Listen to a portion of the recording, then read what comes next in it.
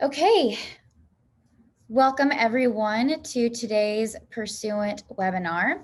I am your host, Leah Davenport, and before we get started, I'm just going to give it about 30 seconds and kind of let everybody come into the room while we are getting today's presentation started.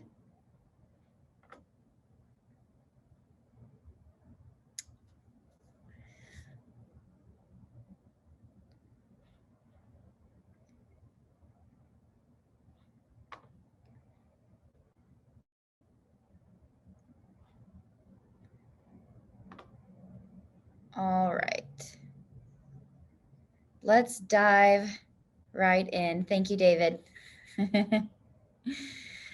All right, so a few housekeeping notes to keep in mind today. We're excited to show you the best kept secret in fundraising with the hope that it won't be such a secret after our time today looking at the GivingDNA platform. As a quick reminder, we will send the recording of this presentation out in case you have to drop or were not able to attend and wanted to send it to someone to review later. If you have any questions, you can ask them at any time using the Q&A panel in your Zoom toolbar. And we may answer your question during the presentation if it's relevant to the current topic. Otherwise, we've reserved a final 5 minutes of our meeting for your questions. And you can always reach out to any of today's presenters with an email if you have any questions that occurred to you after the fact. As I mentioned a few moments ago, I'm your host, Leah Davenport, and I serve on our marketing team here at Pursuant GivingDNA. And with me today are Ryan Carpenter and Dave Stanton. So Ryan, I'd love for you to share a little bit more about your role at GivingDNA. Sure, thanks, Leah. I oversee customer success for our GivingDNA users, and that really means everything from getting them onto the platform, comfortable with using it, helping with strategy, and providing updates on all the product features that we continually add to the platform thanks to Dave and team. And so really just enjoy working with all of our subscribers to help them get value and really begin to see ROI as quick as possible. Thank you. And we've also got Dave Stanton with us. And so David, holler at our listeners today. Thanks, Leah. Thanks everyone for joining. My name is Dave Stanton, as Leah said, and I head up the product side for GivingDNA Platform, working with our wonderful team of engineers to build out a lot of what you'll see today and continuing to improve upon it based on what we're seeing and hearing from our clients and people like yourself to make it like the best platform it can be. Awesome. Thank you. All right, so let's dive in. These are the topics we will be covering today. Pretty simple. Why is GivingDNA important and something you should be considering in your fundraising? We will get a deep dive into the product and have some Q&A time. And please be active in the questions as we are going throughout, because we want to make sure that we are exploring some of the nooks and crannies that might be most relevant to you and to your challenges that you're facing. Last week, some of you may have had the pleasure of hearing Reggie Rivers from the Gala team expound upon the lessons that he has learned from the last year of virtual events in this strange pandemic environment we're still living in. And in that presentation last week, he also covered the emergence of hybrid events, which are a mix of virtual and in-person attendees.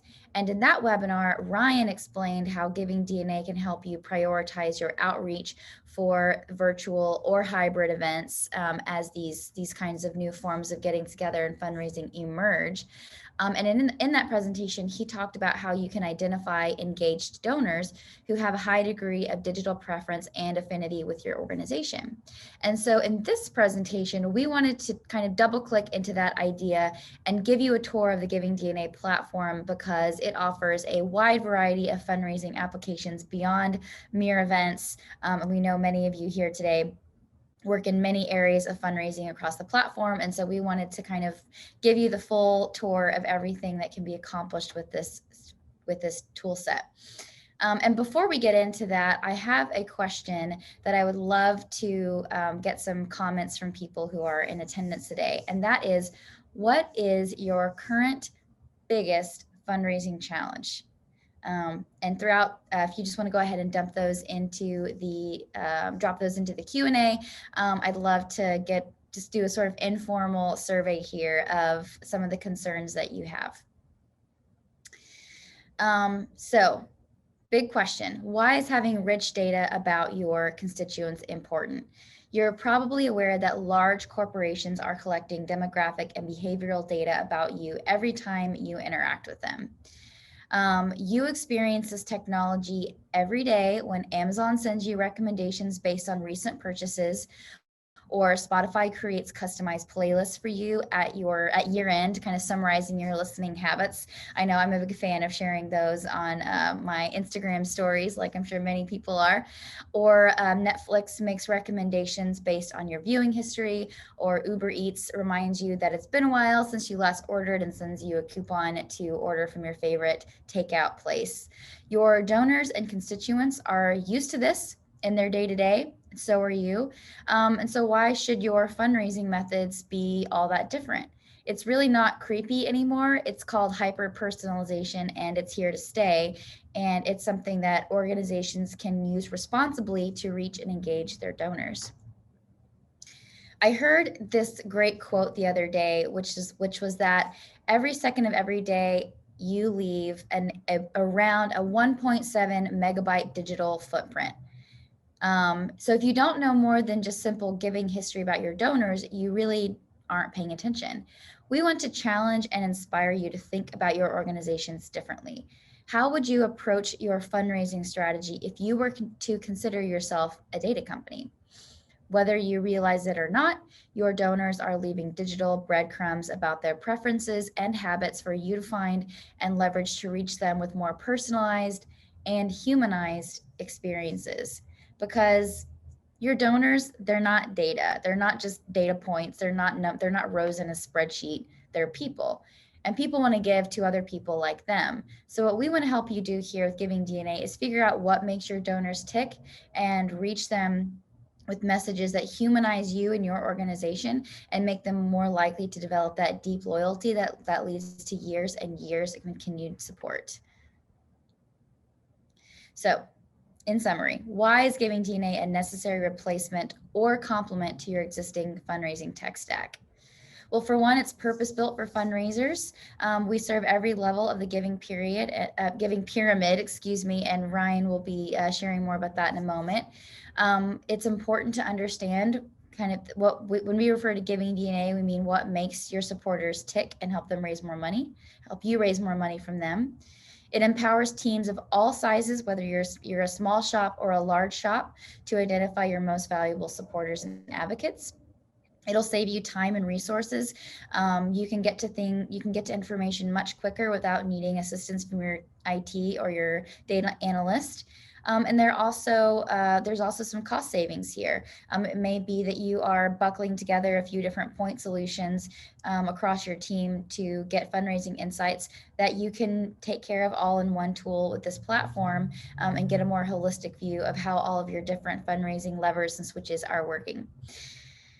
And essentially, all of this simply helps you know who's most likely to give, how to best engage them, and what messages will resonate most. So Ryan, we're about to dive into the product, and I'm about to hand over the screen to you. But before we actually look into it, can you explain a little bit more about how Giving DNA has a wide application across the donor pyramid? Yeah, thanks, Leah. Giving DNA was purposefully built to support every level of the giving pyramid. So whether it's very high at the top in major giving, there's a prospect ID tool. You can look at individual donor dossiers of your people already in portfolios or for your next best prospects. We also have upgrade candidates or sustainer candidates, those most likely to become recurring donors that can support your mid-level or your monthly giving programs. And every day we work with folks in annual giving, helping them to identify, what is it really that is going to resonate with their donors, so they can create versions of appeals, and they can also understand channel preferences to know where their donors are most likely to engage with them. Greater engagement leads to greater giving and more frequent giving. And so with that, I want to show you exactly what I just said through a demo. And if you can stop sharing, I Yep. will go ahead and do it myself. Yes. All right. So upon logging into GivingDNA and then uploading a gift and constituents file, GivingDNA goes to work for you right away by identifying opportunity segments. These are segments of those that are about to lapse or have recently lapsed, telling you that you should probably engage with them and try to reactivate them. We also have those segments I just mentioned, people likely to upgrade if you just ask them. What if you were able to have some more information rather than doing an A/B test on an upgrade gift ask array? You could just take these individuals right here and say, all right, these 5,800, I'm going to include an upgraded gift ask array and you can potentially receive more money. Same goes for sustainer candidates and non-donors, which we'll go over in a moment. This is really just the beginning though, because we can provide you intelligence and insights just based on the files you've uploaded. Beginning with a gift file, we basically roll up all of your gifts and donors and say you wanted to understand what the retention rate for your 1,000 plus donors was over the last 5 years. Rather than having to go to your IT department or build a report in your database or CRM, I've just done it in 10 seconds. And now if you have to share that to your board, you could download an image, drop it in a deck or an email. Instantaneous. These are key metrics that all of us fundraisers and direct marketers care about, and it's easy to use. You don't have to ask your bogged down IT or data team to create a report for you. It's really made for direct marketers and fundraisers to easily get to. And so we just immediately got to retention. But let's say you manage direct marketing and you want to see what your direct mail average gift has been over the last 2 years. Quickly selected that, and now I know, well, my average gift has gone down 10% from last year to this year. Again, key metrics that can help you make informed decisions. Now, this is just with your files. The real fun stuff is we have a database of 200 million individuals in all of their insights, third-party data that we update every month. So you upload a constituents file, and then we see which of your people are in our database. And from there, with just a name and address that you provide us, we can give you all of this information, basic demographics like their age, gender, do they have children at home, financial information,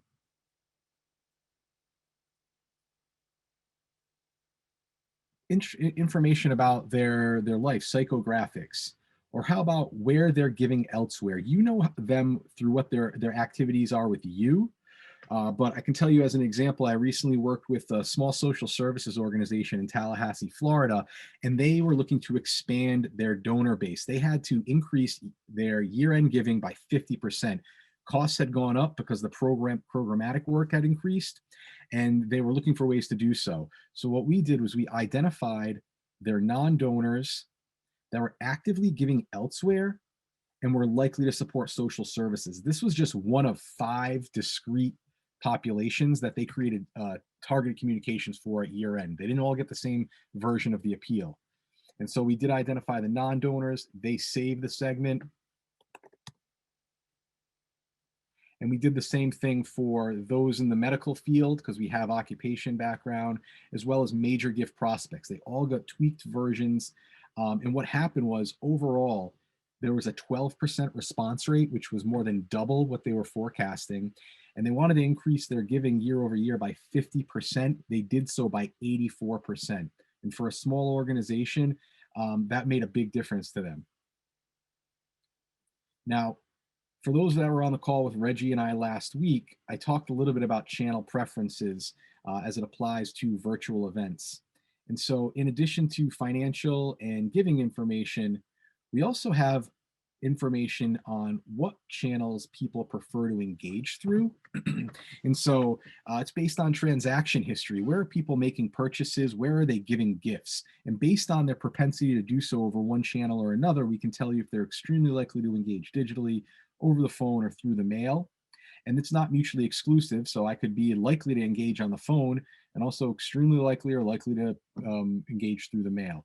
This works. We have a number of case studies on our website where we've seen phone connection rates increased by 40%, as well as major gift prospects responding to emails and giving a significant amount of money, which I'll get to momentarily.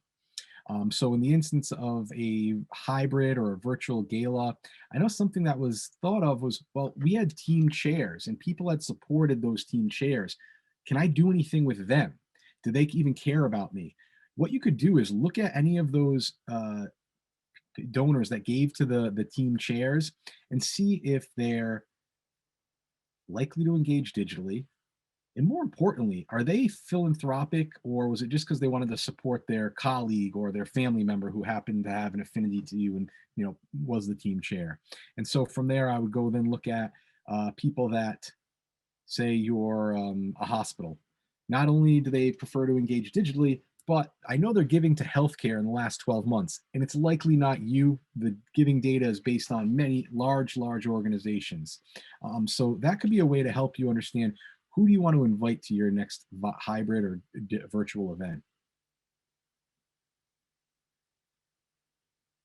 As I've said, we support all levels of the giving pyramid, and talked a little bit about annual fund. Mid-level, we can help you identify those upgrade candidates. Can also help you with major gifts. And so down over here, we have what we call donor dossiers. All of those insights that I just showed you on the constituents dashboard, all those third-party data insights, you can then drill down to the individual and look at. You can do that. Let's look at our major gift prospects.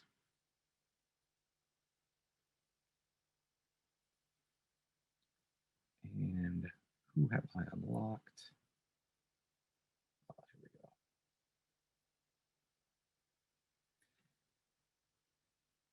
go. And so now on this individual, all those insights that we were looking at while we were building segments, you can also look at on the individual. Very helpful for anybody's major gift portfolio or mid-level portfolio or plan giving as well. So you can see these third party, this is not information that you upload, it's information that we provide you based on what we have in our database. There's some custom fields that you may have uploaded on your constituents or gift file. Can show you the giving history to your organization and all these other financial information, giving behaviors, communication preferences, are they active on social?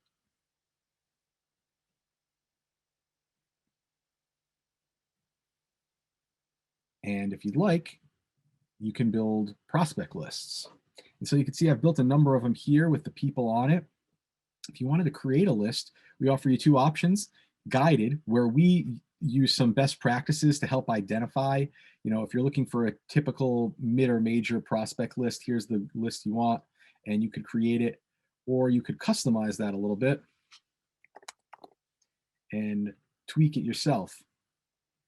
Simply deciding, all right, which of those insights do I want to include? I want people that have only given them greater than $500. And custom, those are things I've uploaded.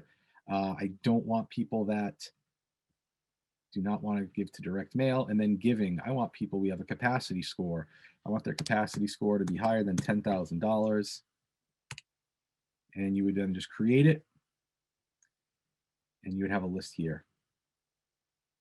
Last thing I wanted to show you, for all those that are managing the annual fund, or if you want to look at lookalikes, who looks like my major gift donors? That may help me create a prospect list. We have a donor profile tool where we provide you a snapshot of your overall donor file, and then you can compare it to any other segment that you have. So I could look at my mid-level or my new donors. Let's look at those people. How do they look compared to my overall file?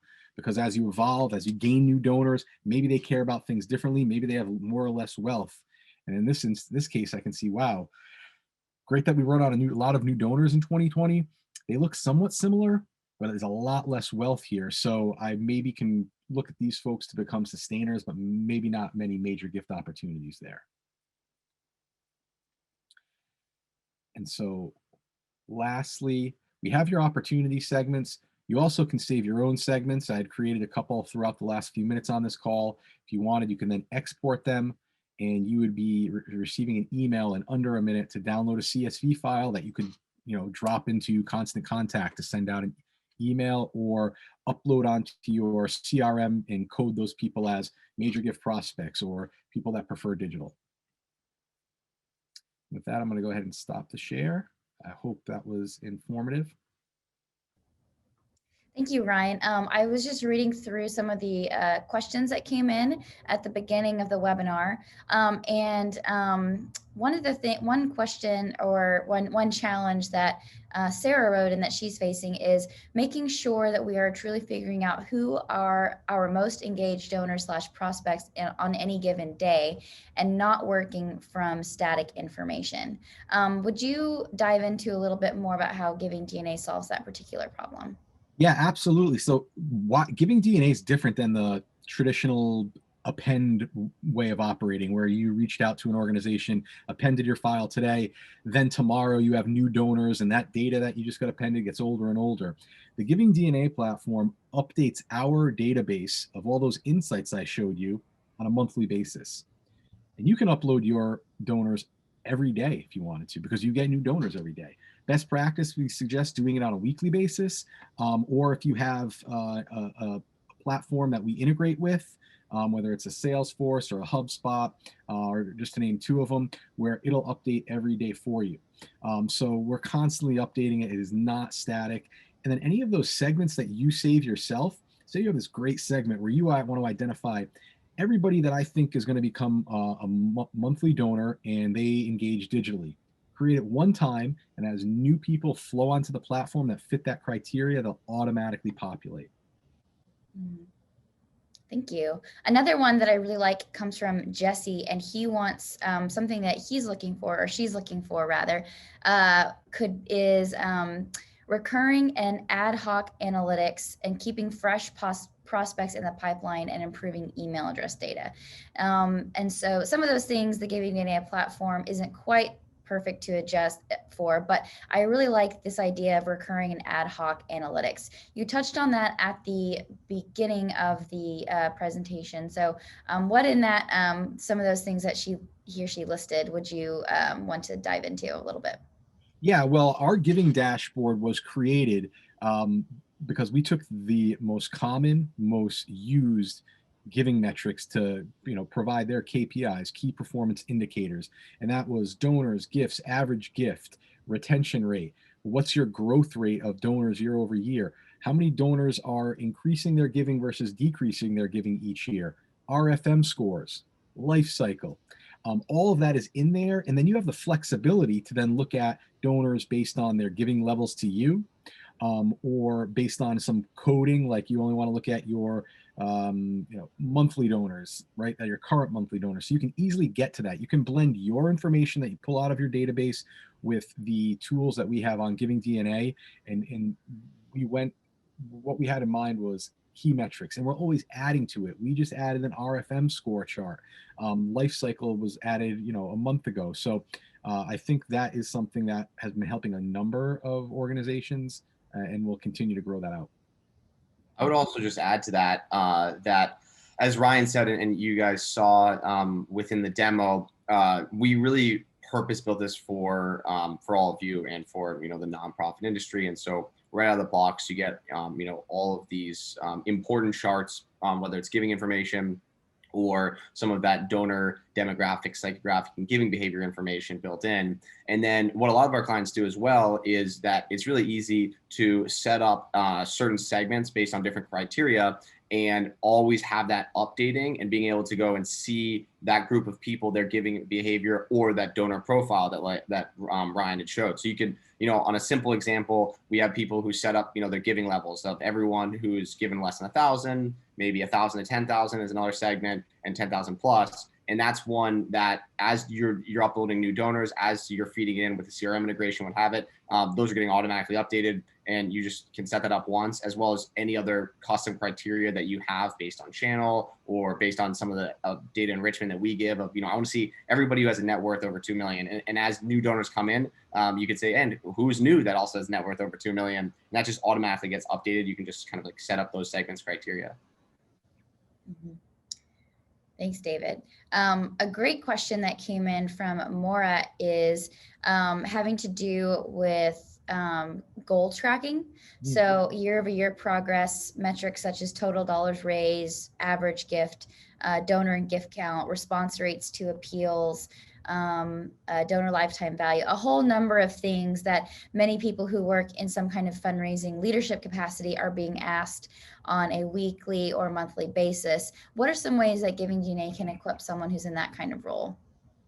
Yeah, and if I could just share my screen again and speak to it, because I feel like there's been a number of giving metric questions. I think it would be easier just to show it. Yeah.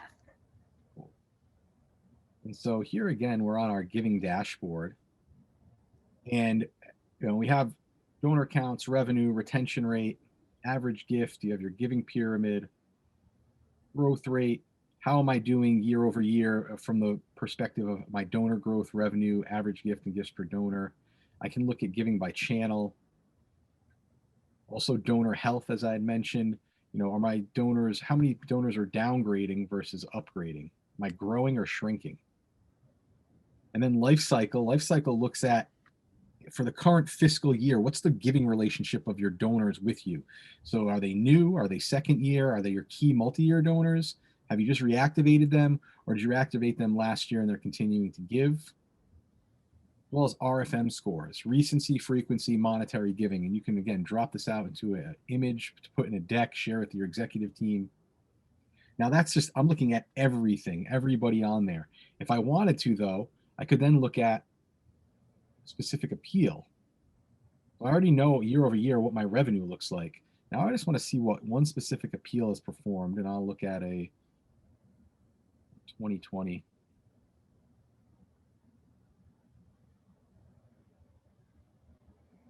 That.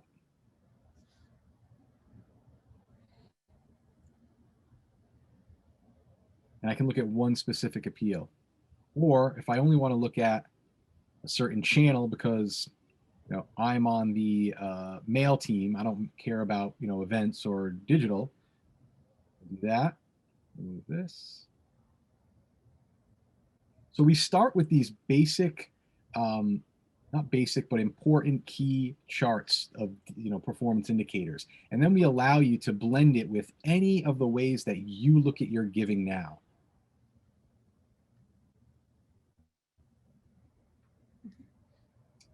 I hope that helps clarify it. Mm-hmm. Thank you. Another question that just came in that I wanted to ask before we kind of move into kind of wrapping everything up and summarizing what you've heard today is, once new prospects are identified, do we have a service that provides guidance on how to approach them and convert them into donors? So just to be clear, this isn't an acquisition platform, but for all of you that have non-donors on your file, which for the dozens and dozens of accounts that I currently work with on GivingDNA, everybody does. We can tell you which of your non-donors have an affinity to support you. Are they actively giving? Are they giving somewhere that's similar to your cause? What's their level of giving? What channel can you most likely engage with them through? So that's how we can help you. And we have best practices on how to approach that.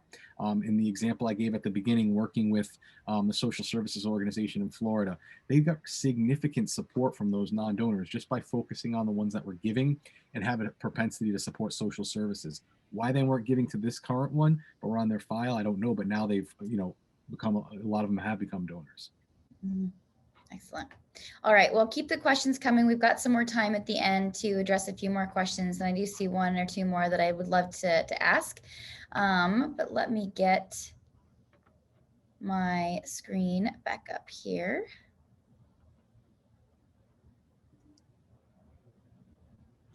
All right, so just to quickly kind of summarize everything that Ryan has shown so far, the GivingDNA platform is optimized to cover a wide variety of fundraising applications, as we've already stated. It's a secure hub that visualizes your information, and it's dynamic, so you can customize those charts and graphs to show you information on specific segments and portions of your file, and even look at some things like some performance and key areas. And it helps you understand your donors. Like, as I said, the dashboards are interactive. They're not static and like just cookie cutter, rather. It will show you the behavioral insights. It'll help you identify prime prospects for upgrade or reactivation. And you can build endless segments. You can build as many segments, micro segments. If you have 5 people that you want to look at that are high value donors and really like find some commonalities between them, we can help you. The GivingDNA platform can help you do that. A few client results that I'd love for Ryan to speak to. I think he covered a few of these, but here we actually have the logos next to them. So if you want to actually reach out and ask them about this, that the information's right there for you. Ryan, what would you like to share about from this slide? Well, these are at every level of the giving pyramid, as I had mentioned earlier on, and there are organizations that are very, very small to very large. Pocket Testament League, we work with their mid-level team. They were previously calling mid-level donors to cultivate in hopes of increasing a gift when the next appeal came out. And we helped them through GivingDNA increase connection rates by 45% by identifying people that preferred the phone, and then layering in wealth and affinity to increase post-call average gift by 31%. Connecting everyone with second chances, the social services organization, they nearly doubled their year-end gifts from 67,000 to 124,000 just by creating some segments of non-donors that are philanthropic, major giving prospects, donors in the medical field, and then tailoring the message of those appeals to them. And it really, minimal time. It took us a half hour to create 5 segments. And then Houston SPCA, an animal welfare organization in Texas, they had a huge opportunity. A nascent major gift program, but a very wealthy area and committed supporters. They wanted to build out major gifts. So what they did is they identified major gift prospects. These are people that had never gave more than $2,500 in a single year. We looked at wealth, their preference to engage digitally, and their director of leadership gifts began sending monthly emails. It looked personal, but they did it batch through their CRM. Just to cultivate, inform them on the great work they're being done. No ask, no donate link or button. The first email they sent out, somebody who had never given more than $2,500 and had been on file for 25 years replied, and he said that he and his wife wanted to give him $100,000. 3 months later, an individual who had been on file for 10 years, never gave more than $175 in a year, did the same thing. And so significant value that they got out of GivingDNA, and it really was quick to accomplish in all cases. Thank you. So pricing, we don't want to be coy at all about the cost of GivingDNA, and we are proud to be able to offer this wide range of applications and capabilities to you for $10,000 a year annually upfront. But with that investment, you are able to upload up to 100,000 contacts, so pretty large list of folks. And then you will be getting that enriched data on top of that. So not only can you upload those people and run analysis on them, you can get additional information that is pulled in from that third-party information and really just enriches your ability to know who they are. It includes a constituent dashboard, so you can get all of that behavioral and psychographic information, demographic information about your donors and your constituents. You can see your giving and your data. Your giving and your giving dashboards. There are automatic opportunity segments that are built based on some of our own fundraising best practices that you can take and download immediately and use in any CRM of your choice. There's segmentation, prospect identification, everything else that is on this list. And it also includes onboarding from our success team, as well as monthly trainings that are offered, monthly user community webinars that will help you get more into every corner of the software and make sure that you are getting the most out of your investment. If you're curious to learn more and you want to read around and just dive in, we have recently launched a website to really provide everything that you would want to know about the product, short of getting your own customized demo. And you can visit that at givingdna.com. We've got resources, blog posts, as well as additional case studies and resources there for you to feel more comfortable moving forward if you would like to learn more. And if you're ready to hop on the phone and get a customized GivingDNA demo, you can visit this link or use your phone's camera to visit this QR code, and it will pull that form right up for you so you can fill it out, and a member of our sales team will be in touch with you shortly. So in summation, before we go into our Q&A time, the GivingDNA platform helps you increase donor lifetime value, listen to and learn your donors' giving preferences, and as well as their messaging preferences. You can increase engagement in every channel, deliver better response rates, and overall improve the donor experience while also getting maximum ROI out of your investment. All right, commercials over. So we can now jump into some Q&A time. And Ryan, I saw a really great one come in that is, would GivingDNA interact with any fundraising software? Yeah, I mean, we presently interact with integrate with a number of databases and CRMs, and if we don't actively with yours, we can look into that. We're always adding new integrations. I think, Dave, that's fair to say, right? Yeah, absolutely. So we are, super responsive to whatever clients are using. We have an amazing engineering team that makes it really, really easy to add any types of additional integrations pretty quickly if we don't already have them, obviously. And we work well with also that's on the data ingestion side of things, but also making it really easy to pull data out of the platform. You have a segment, you have a report, you have something that you want to either re-upload back to your own CRM or push into one of your distribution channels, whether it's digital or direct mail, making that really seamless and allow you to format it in whatever way you want to, whatever way your tools essentially will consume it. Mm-hmm. So Ryan, I'd love to know a little bit more. We had a question about custom fields. We saw some of those custom fields in the donor dossiers, but what are some ways that people who use GivingDNA can leverage those custom fields to get really nitty gritty in their information? Yeah, sure. So a couple good examples. When you upload a constituent and gift file, GivingDNA identifies your sustainer candidates, monthly donor candidates.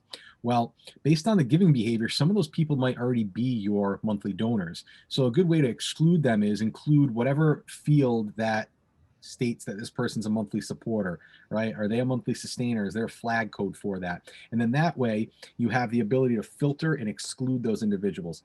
Same thing for major gifts.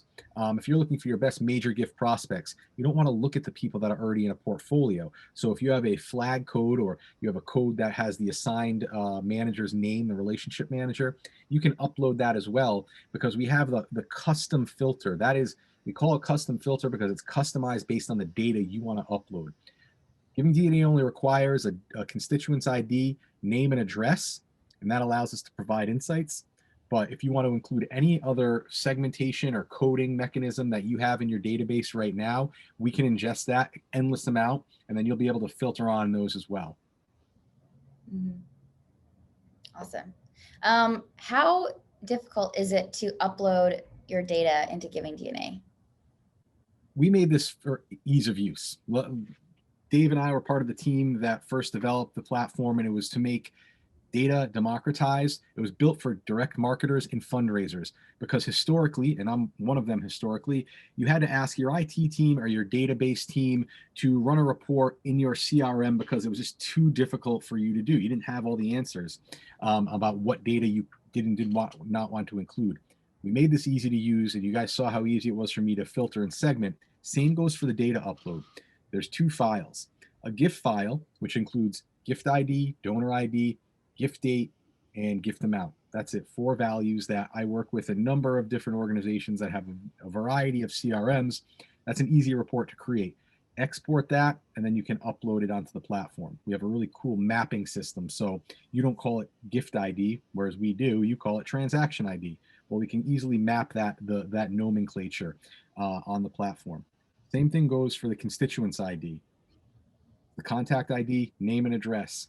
And then if you want to include any of those codes, suppression codes, board member codes, major gift flag, you can do that, but we only require 5 or 6 fields to upload a file.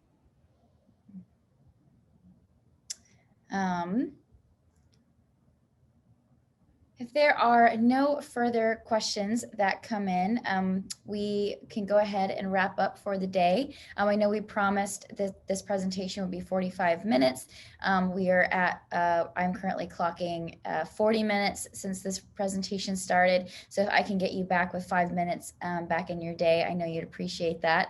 If there are any other questions that occur to you after you close out this window, and you're like, oh, I wish I would have asked that, you can email us or visit givingdna.com and fill out our form, and we'd be happy to answer any questions that you may have.